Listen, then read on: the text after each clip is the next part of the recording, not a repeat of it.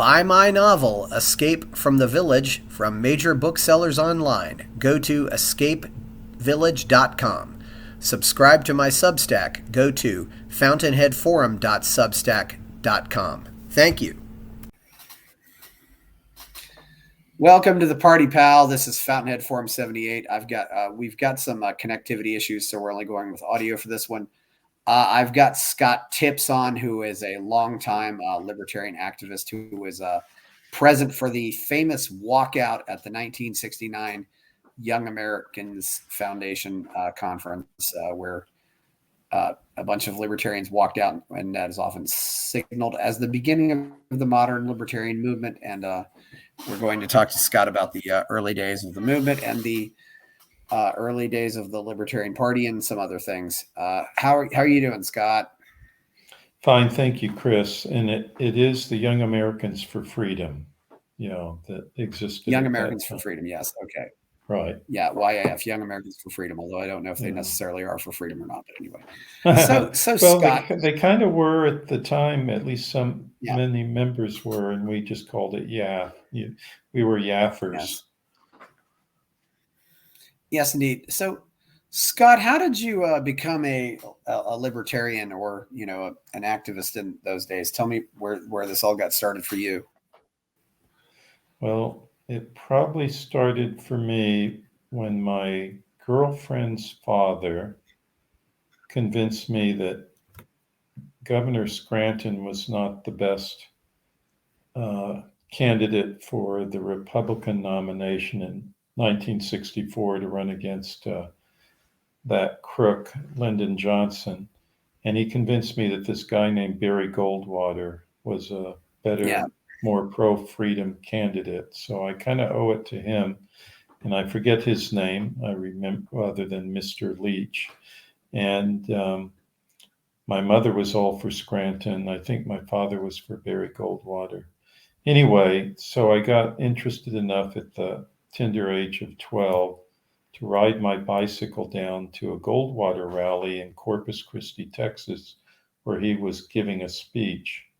And I got to hear him speak, and it was very exciting for a young 12-year-old. And when I came out, my bicycle had been stolen, so I had to walk all the way home.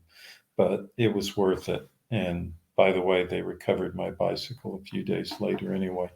But that's what started it. And then I became involved in the Nueces County Teenage Republicans, which at that time in the 60s was the largest young Republican group in South Texas.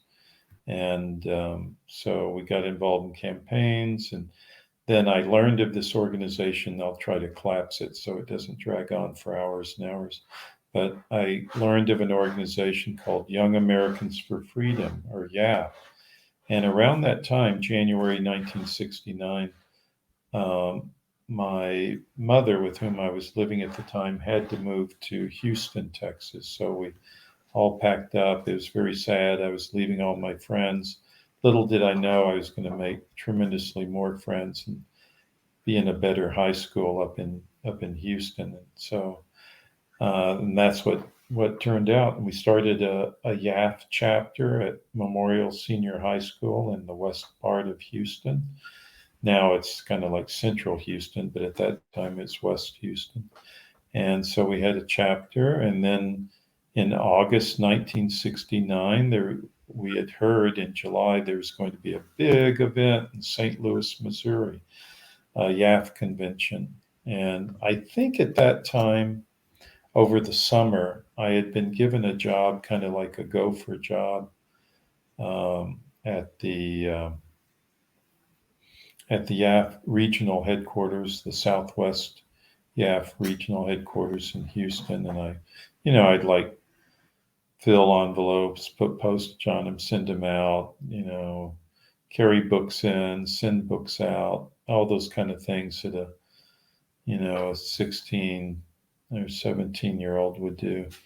And anyway, but I was real interested in this convention up in St. Louis, Missouri, and it turned out that the Southwest region was sending a big sort of Greyhound style bus, interstate bus, to drive whoever wanted to go and would pay for it, to go from Houston to St. Louis, Missouri. So I signed up with some friends and got on the bus, and away we went.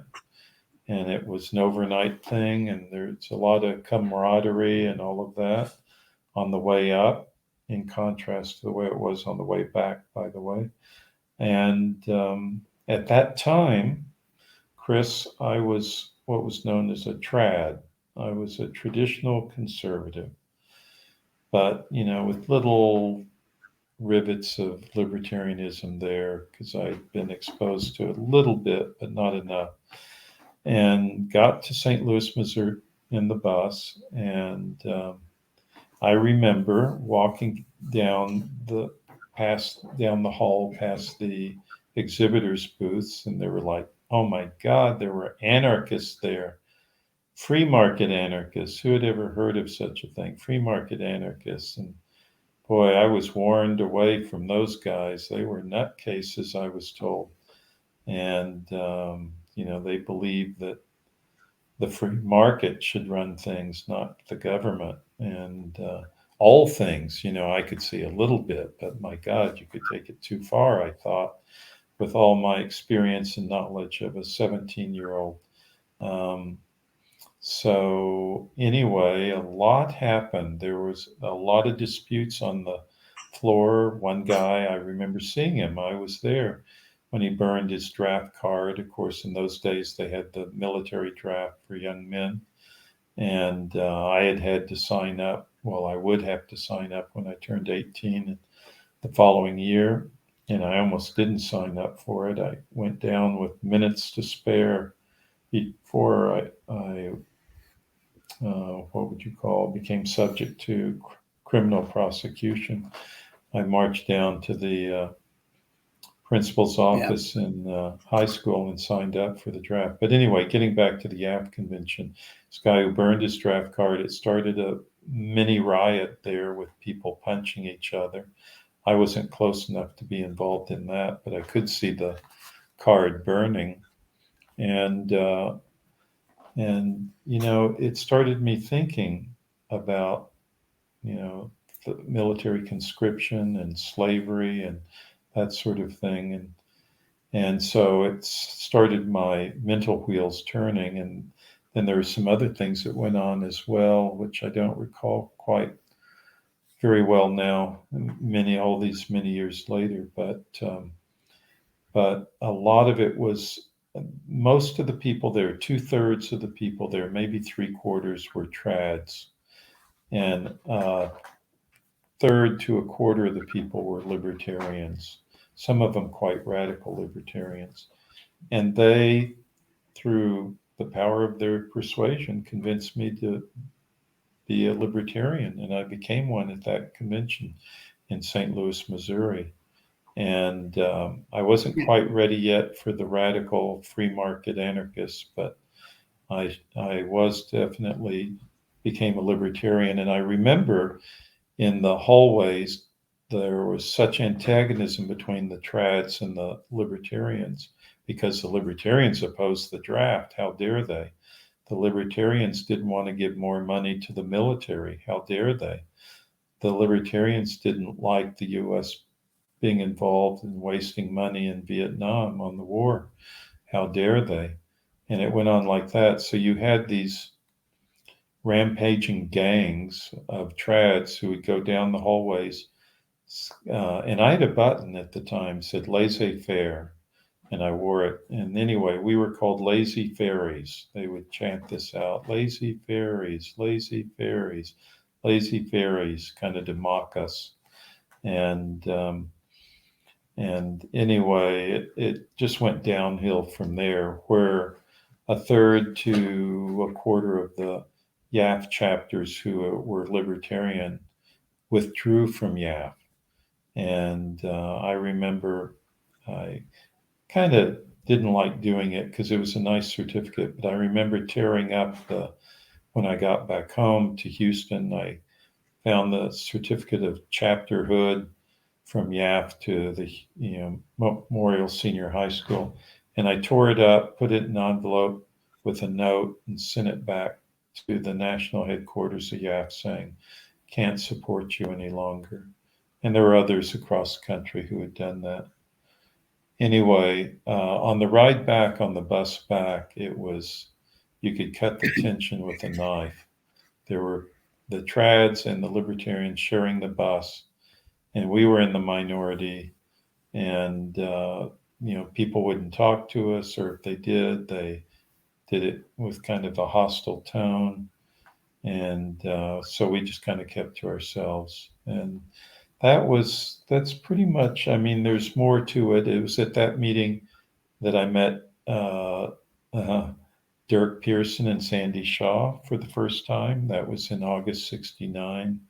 I met Sean Steele, who was later to rise high in the ranks of the Republican Party and is now on the National Executive Committee for the Republican Party.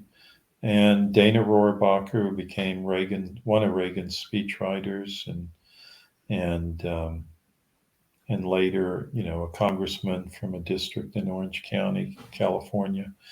And at that time, he was just kind of a surfer bum, and Sean Steele was driving a taxi cab, a yellow taxi, out of Venice, California. And Durk was working on it was around that time he was working at TRW on the Death Laser research project. And so these were some people who have come a very long way since those days. And then some, although I guess Durk was ahead of the pack, and Sandy Shaw as well. I met the Pennsylvania crowd, Don Ernstberger with the Society for Individual Liberty, and Marshall Bierwinkel was there, I think, and I'm pretty sure we met then. If we didn't, I met him in 1970 in California. I don't remember the exact time or place where I met him. Anyway, that was what happened with the YAF convention. Yeah, I believe was Robert Bidnato also there. I don't know that name. I believe he was. He wrote articles for Reader's Digest. He's been very prominent, mostly with more objectivist organizations. Well, there is one thing where he writes about being there, but obviously, how many people were at the how many people were on the bus, and how many people were on the convention? Oh my God! Well, the bus was full, and imagine a Greyhound bus. Like a Greyhound. So what? Maybe 80 on the bus? No, maybe 60 or less. Okay, 60 on the bus. Okay, yeah. Maximum 60. But it was pretty full. The head of the Southwest region, oh my God, I'm forgetting his name. He was a trad, and he fired me, by the way, once I got back from my job with YAF, because I was a libertarian. So I got fired. So how many were at the convention? The convention were many hundreds. I don't remember the exact amount, but there were many hundreds. And this was a time, you all went on a bus, and this was a time when we didn't really have interstate highways like we do now. Well, it was good enough. It was funny. So the route from Houston went through East Texas. We crossed over the border into Arkansas around Texarkana, and then cut through Arkansas and arrived in St. Louis, Missouri.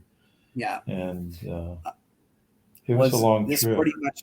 Was this pretty much nationwide, or was it more people within a day's driving distance? Because this was. It was nationwide. You had a large. I'm sorry, Chris, to interrupt you. Go ahead. I'm just trying to get a feel for what because this was transportation was very different at the time. Well, it wasn't that bad. There's a large California contingent, a lot of people, and even the Texas contingent was large, and there are a lot of YAFers from all over the country, and they were good people for the most part. The trads were a little bit ossified in their thinking, but but the others were really pretty open-minded and friendly, and it was. And keep in mind the ambiance of the nation at that time. The Vietnam War was going on. There were Vietnam War protests. There were, sometimes riots in the street and everything. And there was a lot of just sort of national tension going on. So, 1969, I was a tough year. It was a tough year for a lot of people. I lost my father that year. He died near the end of that year, and the nation had just a lot of things going on. Yes. Anyway, we got back, and I started a libertarian sort of organization of where we just the former YAF chapter at the Memorial Senior High School. We just sort of had an informal libertarian group. But then I learned soon enough of this outfit in the Montrose district of Houston, which would be considered to be very central Houston these days, but at that time it wasn't.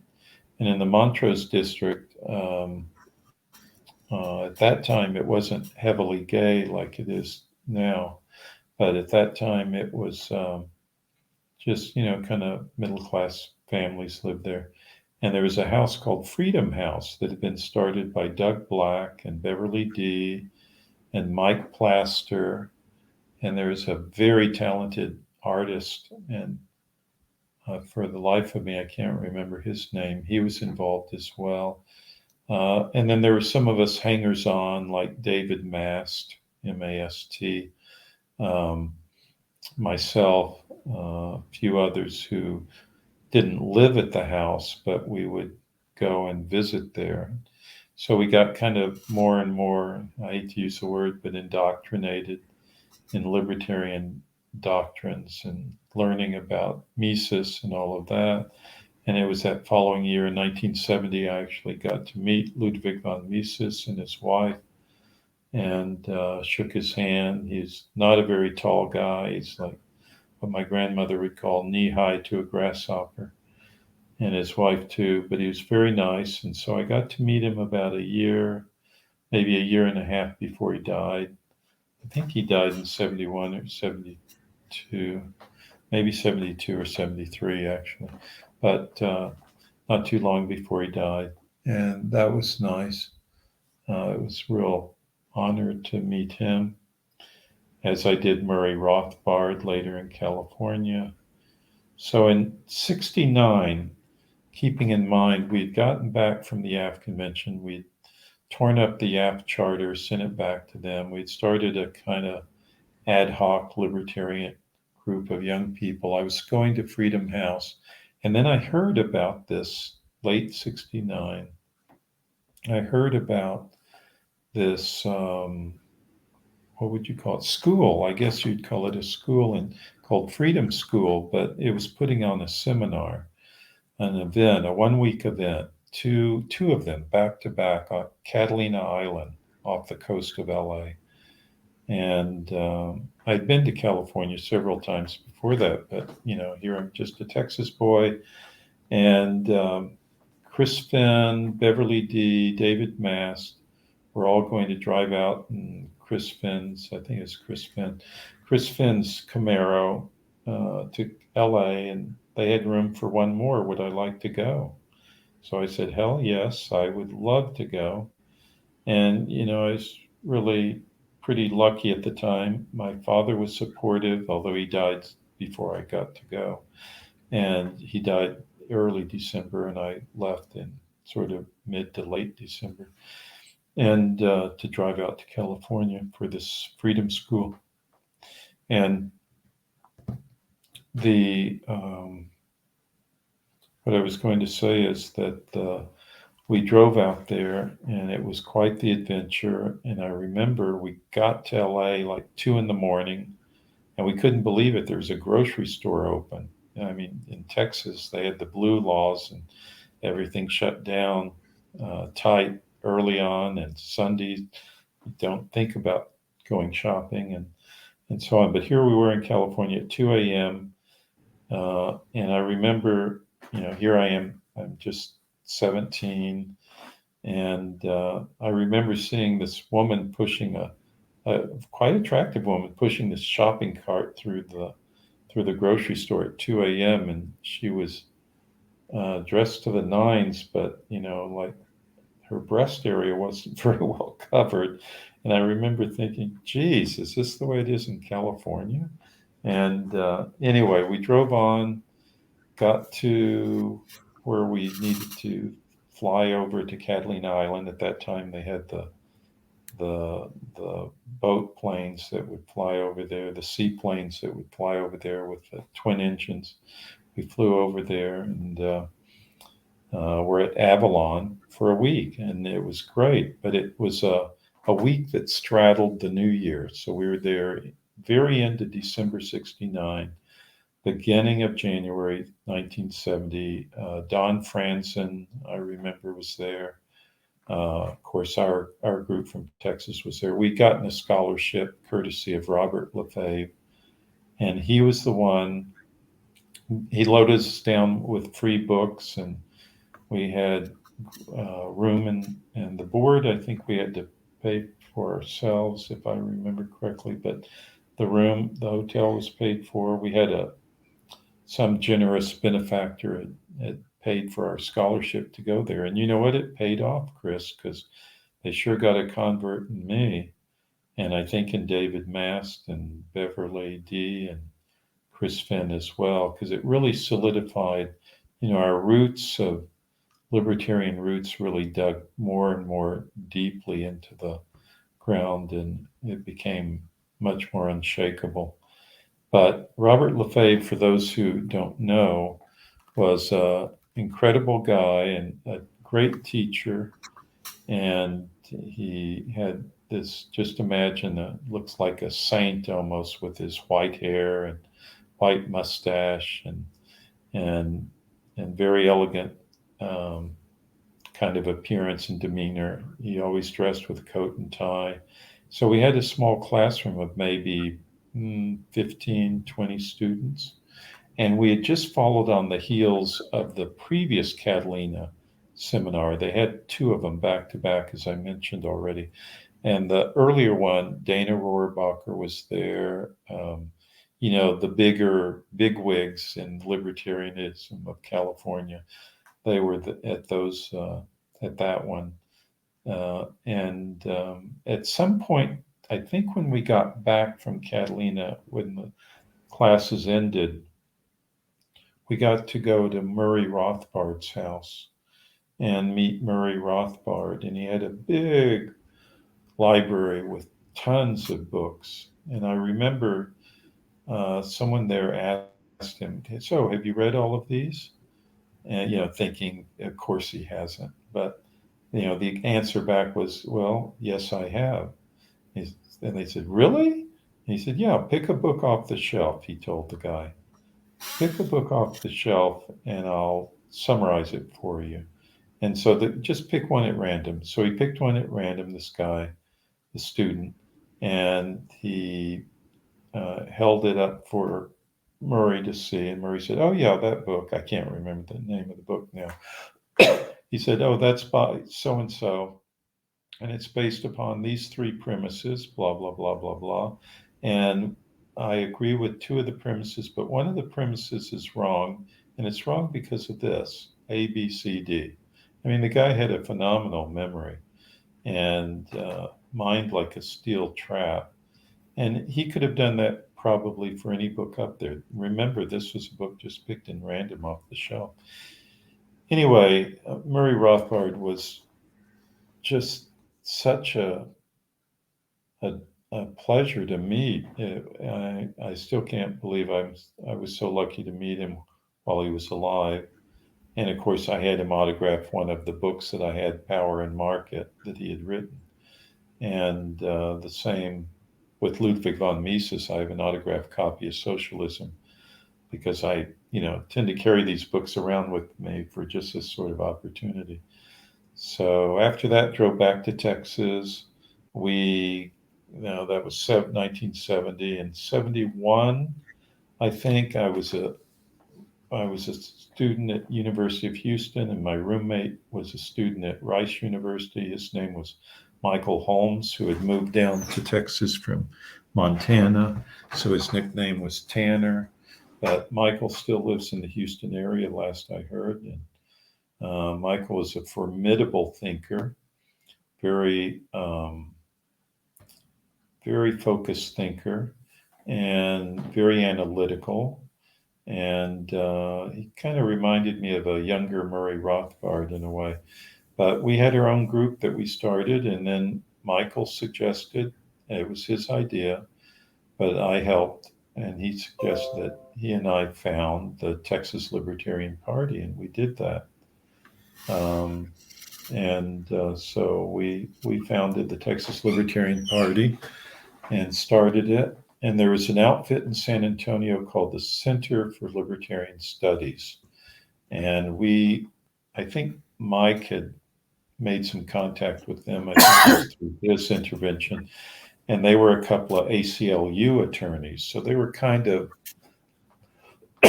sorry, they were kind of leftist libertarians, but super nice people. And we started working with them. So we started the Center for Libertarian Studies in Houston, which was affiliated with the Center for Libertarian Studies in San Antonio. And I'm sorry, Chris, I can't remember the names of those two guys. But they were definitely older than us. They were licensed attorneys. And anyway, mm-hmm. Was that also connected to the Journal of Libertarian Studies, which later appeared, or not? No, I don't think it was. I think those guys, it went defunct after a while, as did our own CLS. And I think Mike's focus, even more than mine, was on the Texas Libertarian Party. Yeah. And then in September 1971, I got married. I married way too young, but I got married. I was in love, so of course that's what you do in those days. Yeah. These days you don't marry, you just shack up. But I got married to a lovely woman named Mary Randolph, and we decided to help support our young lives there. We would start a typesetting business, and we did. We read about how to do it in Mother Earth News. With a $500 investment, we started a typesetting business, and it was moderately successful. And Sorry. So let's get back to we've gotten a little away from the convention. What was the general makeup of YAF in 1969? I mean, was it mostly did they have a lot of high school chapters at the time? Or was it no, I think it was mainly university chapters, and then some, but they did have some high school chapters. It was probably mostly people under 30 at that conference in St. Louis, right? Yeah, definitely. What was the big wedge between what was the biggest wedge between the traditionals, as you called them, and the libertarians? What were the biggest issues that divided them? The Vietnam War, and with it, the military draft. That was the unforgivable sin that the libertarians committed, that they were not backing the Vietnam War, that they were not backing the very necessary in the trads' minds, the military conscription. And let's keep in mind, this is 1969. So, this is a year after the assassinations of Robert F. Kennedy and Martin Luther King. Johnson has quit as president, so Nixon wins got into the presidency in a pretty close election over Humphrey, and this was probably before Woodstock. Woodstock was around that time. Woodstock was in August. And this was in August. So instead of going to Woodstock, I went to the YAF convention. Because there probably wasn't much crossover, was there, between who was going to No, YF? no. I mean, there were some hippie type people there, but most of the people going were clean cut. And if they weren't clean cut, they were trying desperately hard Well, to look like hippies or to be that way. so is it? So is it pretty much a formal dress code there, or like the country club, or was it more No, it's much like? just what society would expect young men and young women to wear. Women wore Well, dresses, people men, something like yeah. that. People would definitely dress up more back then than they would now, at least unless they weren't Oh, hippie. Yeah, I absolutely. was Yeah, now they dress like good at feeling. Yeah, slobs.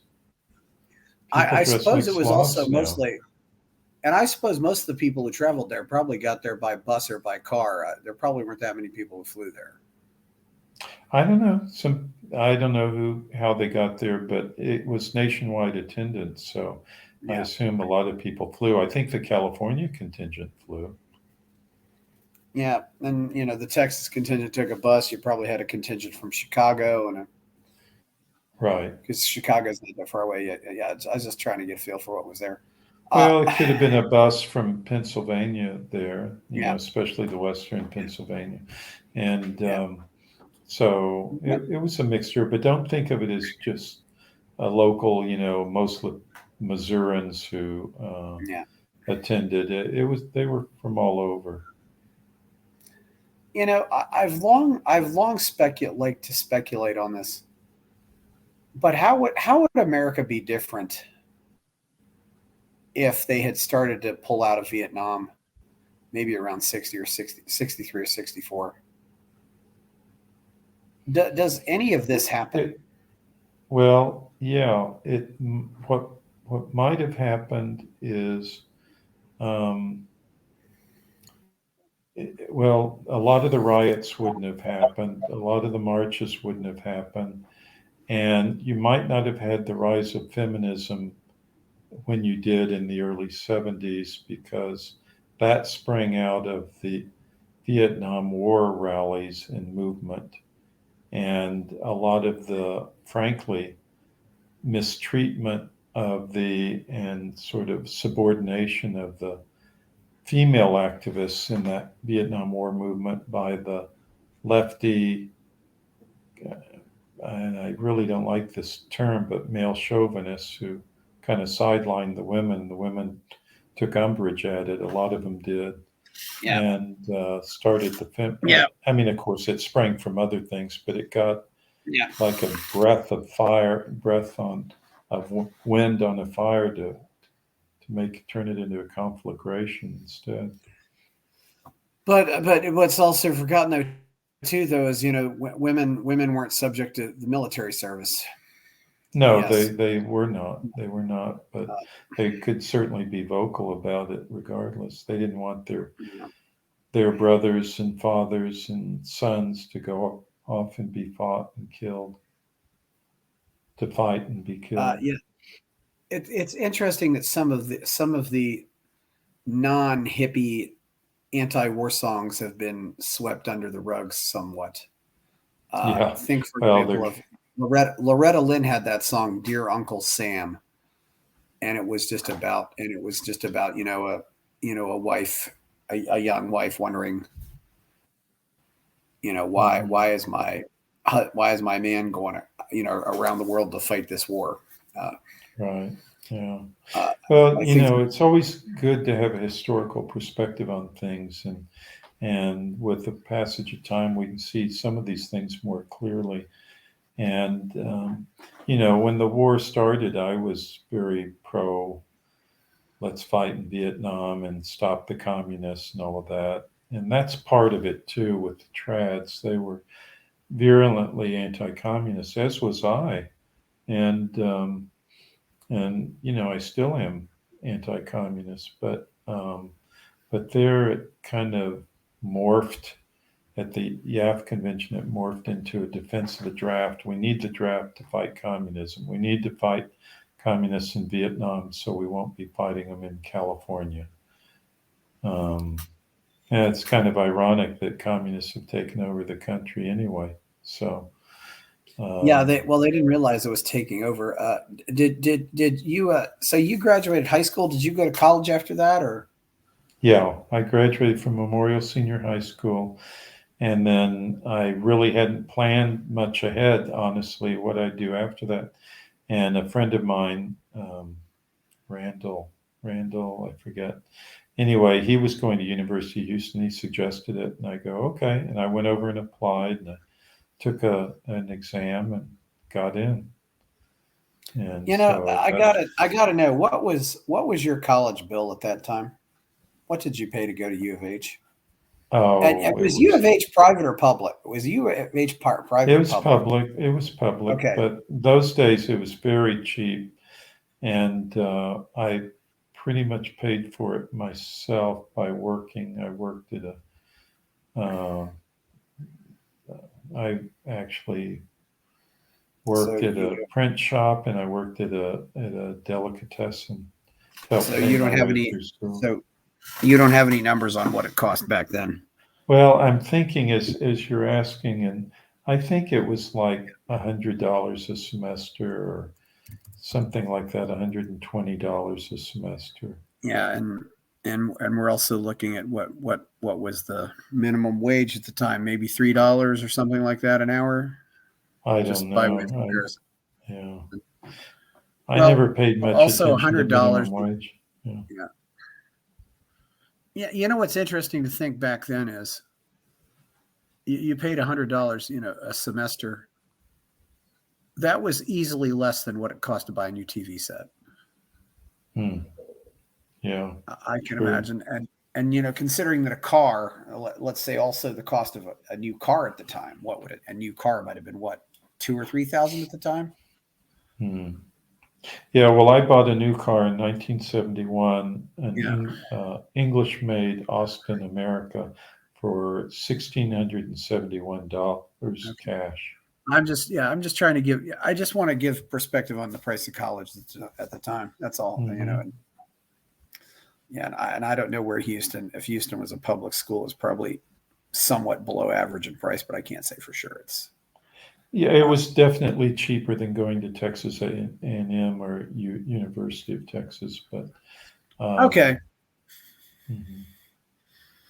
But I Oh, didn't those were also graduate public from schools. University of Houston. I graduated from UCLA. Oh, okay. I suspect Rice was a lot more. Oh yeah, Rice was a private school. That Yeah, was definitely more and expensive. and Rice definitely has its reputation too, though. But yeah. Yeah, So anyway, yeah, Rice. that's what I wanted to get some perspective on the cost of. Who were among the people who walked out? Who were their influences? How did they come to this conclusion about the draft? Who had influenced them? Since you didn't really mention any particular writers or anything that really influenced you other than just being with these people. Who were their influences though? Well, I'm sure there were varied influences because, like Robert Lefebvre had taught Yeah, people for years since the early '60s, and even before then. yeah, There's a wonderful biography out on him that people should read to see about yeah, that early part of the movement, yeah, but or pre-movement anyway. But yeah. I would say the Foundation for Economic Education was Oh yes, important. I think Henry Hazlitt, Murray Rothbard, um, Ayn Rand's influence was yeah. Ayn Rand considerable, even definitely though has. she doesn't like libertarians or didn't like libertarians. Said she didn't. Yeah, Um, Ludwig von Mises was definitely yeah, against the draft. And, there were cross elements infiltrating in from the left as well, because they're actually left libertarians. And I met a number of them in England when I went there and visited a place there, but that was a libertarian house in London. But I would say it was kind of a multifactorial influence on the draft thing, but it actually just flows very naturally from libertarian thought. I mean, if you own your own body, if you have the right to the fruits of your own labor, then who has the right to come in? Even a government doesn't have the right to come in and tell you what to do with your labor and to force you. Its conscription is nothing but slavery.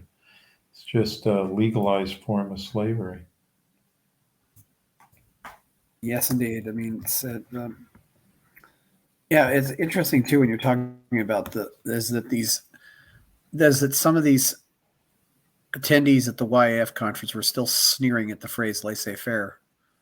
Yeah. What were they for? I mean, were they in favor of corporate welfare, or what did they stand for? Yeah, they were in favor of corporate welfare, although it really wasn't spoken of as like that at the time. But they were in favor of the military-industrial complex for the most part. They were in favor of some moderate government intervention, only the necessary stuff. That's the usual story anyway. Only those things that are necessary. And of course, their view of what's necessary differs from the then liberal view of what was necessary for the government to do. But it's all a slippery slope. All it takes is little power to snowball up into a big power, and that's what's happened. What we're faced with today. Yeah, I mean, I don't. A lot of people sneer at the whole concept of incrementalism, but it really is. A lot of this stuff really does have incremental. Does occur with incrementalism.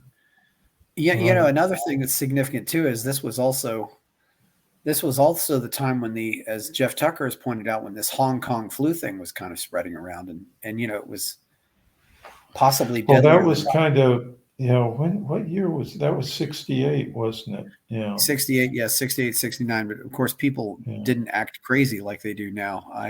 No. Yeah. What was the whole culture of academia at the time? I mean, what was it like back then? I mean, we've heard these things. Have you heard of the book written by Morris and Linda Tannehill, The Market for Liberty? Yes, I've heard of that book. Yes, that is I seems to be a was classic. In the early 70s it came out, and I was corresponding, with Morris Tannehill. In fact, I think I still have letters from him. And are they still alive, or where are they now? Well, they divorced, and I'm not sure I think one of them died, but I'm not sure which one. And but they wrote a fantastic book, The Market for Liberty, and they set forth the case for having a free market society without any government. And so I took a class at the University of Houston. I was in the honors program, so we had like these cut above ordinary classes. And I took a class on utopias. And the teacher there, this is kind of a long-winded way to answer your question, but the teacher there was obviously of a left-wing bent. So his idea of utopias that we should talk about were, ones like More's Utopia, the book he wrote, Sir Moore, was it Thomas More, I think. Anyway, and books like that Walden 2, and some of these things that set up you'd have a group, an elite in charge, and they'd give orders, and of course their orders were always well-intentioned. In these fantasy novels, they're always well-intentioned. So I brought in the book because I could bring a book in too and discuss it, and I brought in The Market for Liberty, the Tannehill book.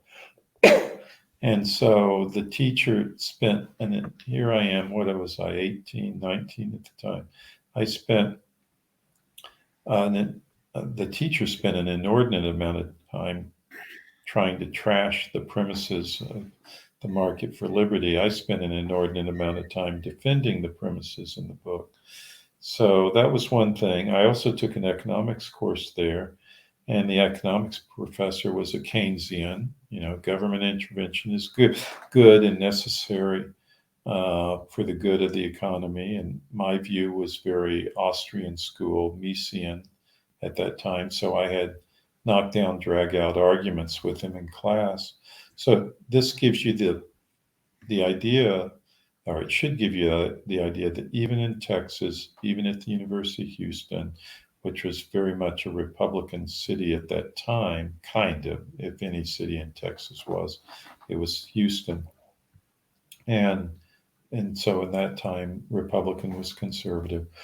But here we had a lot of left-wing professors at the University of Houston, and I'm sure that was reflected elsewhere throughout the state, throughout the country. Yeah. Well, Houston was largely regarded at the time as still being a very right-wing city. Yeah, it's not any longer, but it was at that time. We actually had some Republican congressmen elected out of Houston, and one of them was a friend of mine, but I mean, he's long since gone now. But also, I remember reading in Abbie Hoffman's book when he was going to do protests. He said, don't go to Houston. You'll never get out of there. Well, it's kind of still true now, but only because of the freeway system. You'll never find your way out. It's like a maze. Oh, Houston Houston has so many wonderful highways. Highways are such a wonderful thing. They're actually, it's a shame they're toll, but they're actually, it looks like they're going to end up with a triple beltway. I mean, you can't do any better than that. Yeah, they have a triple beltway. But, the unique thing about Houston, which is still true to this day, is unlike Dallas, Texas, for example, it has no zoning laws. No zoning. Yes, exactly.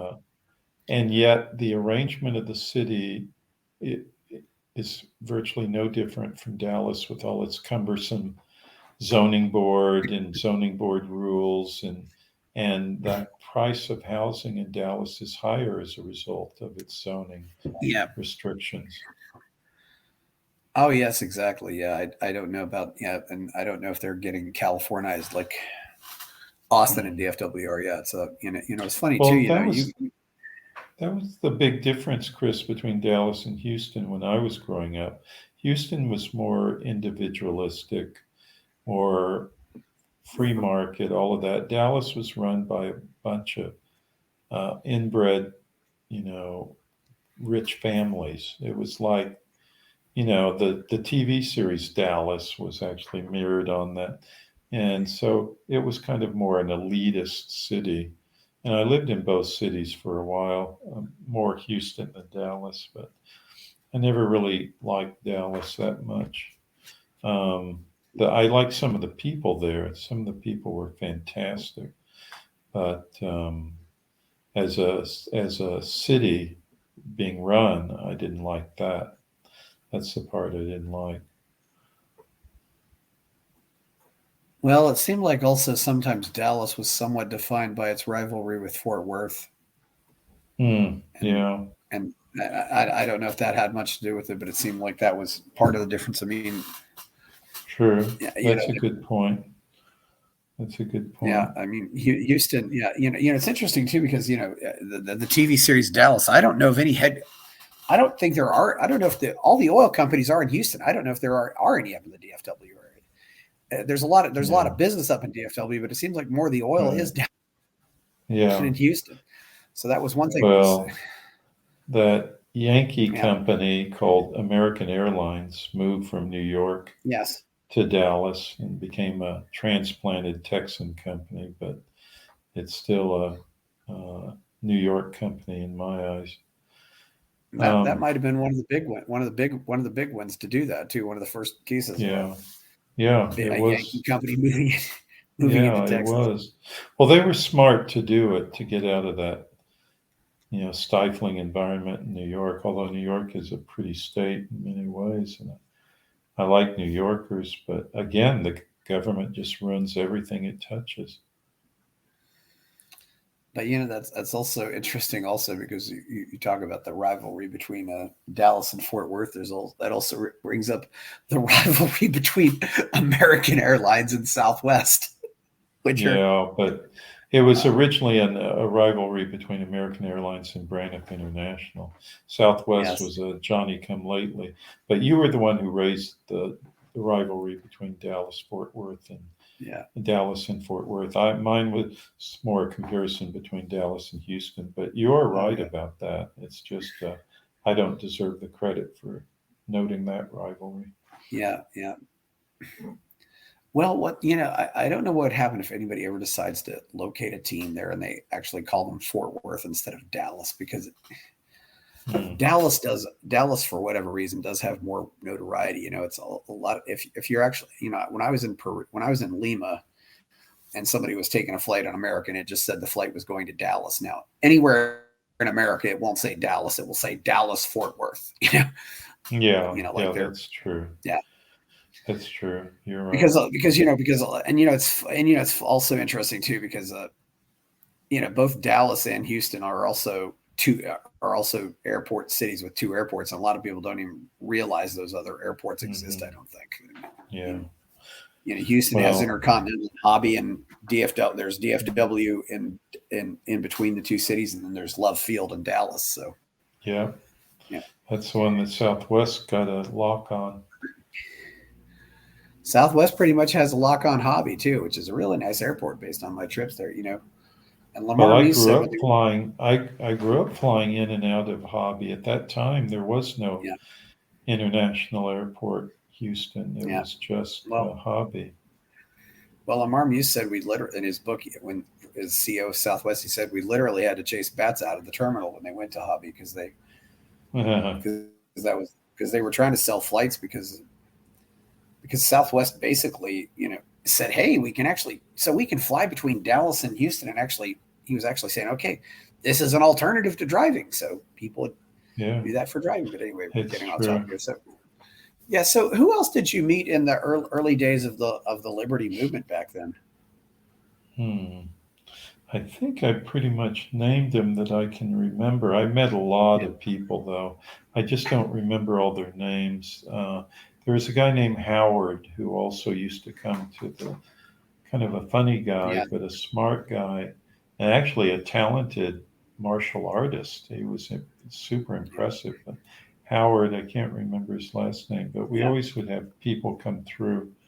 And I was always impressed with Mike Plaster, who was kind of like the Jimmy Dean, the James Dean of our movement. He had a motorcycle and he was dressed with a leather jacket, and he was kind of a cool guy. Who were some of the other California libertarians you encountered? Because you mentioned you went out to UCLA. Well, Durk Pearson, Sandy Shaw, Sean Steele, Dana Rohrabacher. Filthy Pierre I met through Erwin Strauss. Erwin Strauss I met through Durk, who went, at the time he went by the name of Sky Dorius. And of course, Sandy Shaw went by the name Natalie Hall. Yes, Sky Dorius and Natalie Hall. Yeah, that was their names. There was a meeting at the YAF convention in St. Louis that I should tell you about that was done in a side room by the Libertarian Caucus, or I guess you could call it that. Libertarian Caucus. And I remember I walked in there and Durk was speaking to the room. And because he had laryngitis or something at the time, because, he's a brilliant guy, and he had built a kind of a microphone device. He was holding, it was homemade, so you could tell it wasn't just off the shelf technology. And he was speaking with that to elevate his, the volume of his voice to the room. It was really kind of funny. And Natalie Hall was sitting in the front row to his right, to my left, because I was on the other side of the aisle. And she was applauding madly at every major point that he made. And little did I know that later on I'd become one of their three closest friends. But at that time, he struck me as kind of an imposing figure. Who else in California? Let's see. There were others. But those were the main ones. Yeah, and Durk and Sandy went on to write that, I think it was a million-selling book called Life Extension, on really an early book about using nutritional supplements. It was about 40 years ago. Life Extension, A Practical Scientific Approach, came out in 1982, May 1982, and it was an immediate hit. And I'm actually mentioned in the book 3 times. so you can find my name in there. But it's only indexed for one time, I think. But I actually mentioned three Yeah. times. And Yeah. Yeah, I talked to Erwin Strauss on the phone once. I mean, he went his own separate. I don't know. He read a few books, but I remember he wrote that book called How to Start Your Own Country, which was a very interesting book and dealt with a lot of early libertarian utopian projects that were attempts to yeah, he was do things really without he was very much into society's that. guide. And I went into business with him to start not a new country, but to start uh, a gambling ship operation off the California coast in international waters. I've heard of things like that. Yeah, you go out internationally and gamble, and Yeah, he was there's a lot going of things to that they call he was going to now. Yeah, they call it start. seasteading. Yeah, but Chris, he was going to do a citizens band bookie operation essentially with a boat that would be supplied out of Ensenada, but would be right off the coast. And he researched it meticulously. I mean, keep in mind, this is a guy who the year he graduated from MIT, he had the highest score on the graduate record exam of anyone in the country, just like Durk Pearson had the year before. And Well, I seem to remember also Durk did 4 years, was there for 4 years, and he graduated with something like a triple major at MIT. I mean, that's crazy. I mean, he wrote in his book how he was taking on such a course load that he forgot to eat. I mean, he was just, Well, he's a brilliant guy and mind like a steel trap, and Sandy Shaw's no slouch either. She's very creative, got a lot of good ideas. Yeah, Sandy Shaw is still number one on my list of libertarians I've never gotten to meet in person, and I really want to meet her in person, because when I was out at Liberty Magazine, I was wondering, well, what do I do after Liberty? So I ended up going into the system there, and I wrote some snail mails to a lot of different people and said, hey, I want to. This was 1996, 97. So people still wrote letters. And I just said, hey, I wanted to know what I should do after Liberty. And I wrote, I didn't realize at the time that Sandy was very, very private about her address, but she wrote back a nice letter anyway. And I've always remembered that, even kind of getting scolded for doing that afterwards. Said, yes, we have to follow confidentiality rules, which I understand. But, Sandy is still at the top of my list of people I want to meet. I think I've gotten. There's some people I never got to meet, unfortunately. And I never got to meet Justin Raimondo. There's other people I never got to meet, but I know Sandy's still out there somewhere, and I still have never gotten to meet her, and I really would like to meet her. Just for that. She's fantastic. And Milton Friedman wrote a nice letter back too, and that was certainly impressive. To get a letter from a Nobel Prize winning economist. Yeah, I never got to meet Milton Friedman, but I met his son several times, David Friedman. Oh yeah. Yeah, I've definitely met David. I saw David last time. I said, David, you look so much like Rothbard. It's funny. It's kind of funny.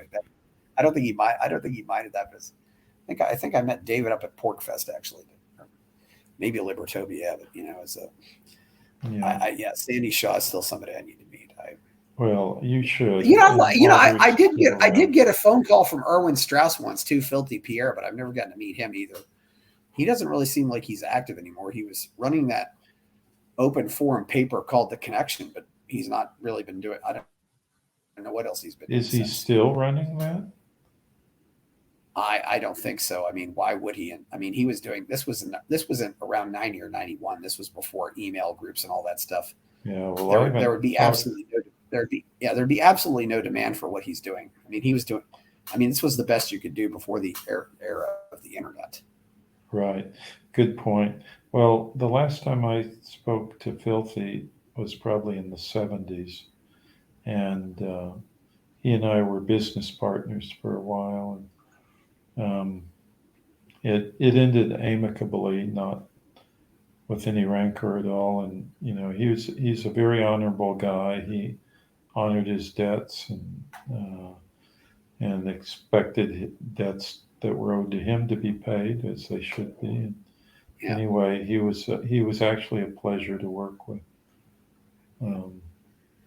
He's a good guy, and he's a true visionary. He is a great, like Durk, they can see beyond the horizon. And,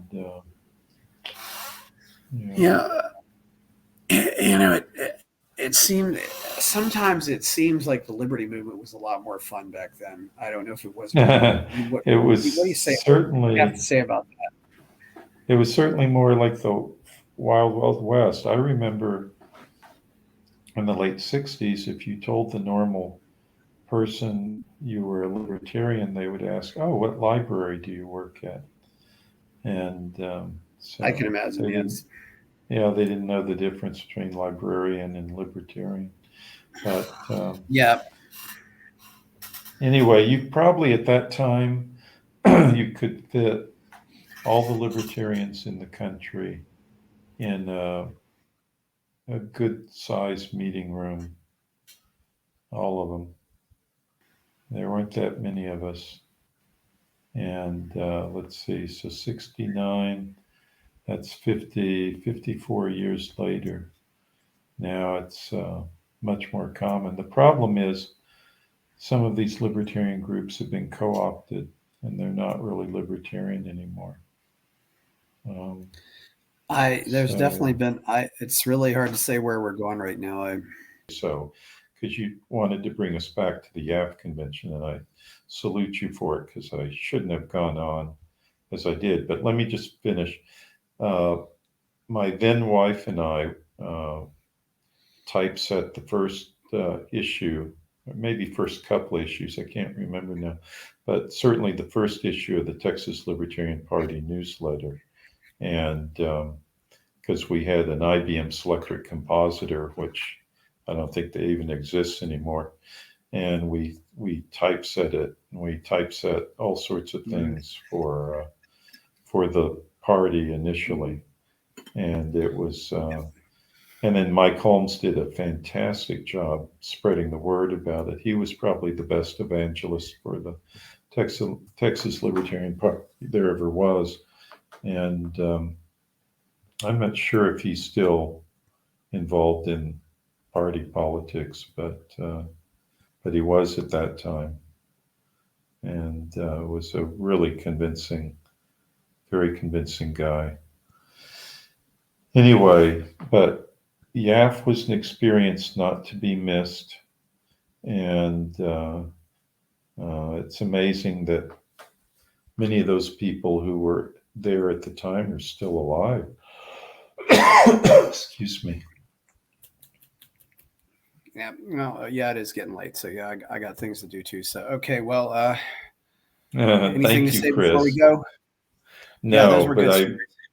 I appreciate your capturing this on audio, because all of us, even though there are a lot of us around, we're disappearing, and so you may have one of the only. You may have only one of the only records in my recollections of those early days. Yeah. And, there's probably more that I'll think of. And if I do, I'll certainly be happy to send it to you. And I really appreciate and laud you for doing this. You're like the historian of the libertarian movement. And there are too few and far between of your type. And so you're really performing an incredible service for libertarianism, if not actually the world. So thank you for that. Well, thank you very much. Yes. And I hope you'll get to talk to some immigrants from Venezuela and Cuba sometime in the future. I'm Chris Baker. Please like, subscribe, watch the video, or like the video, like the channel, subscribe to the channel. And we're out. Have a good day.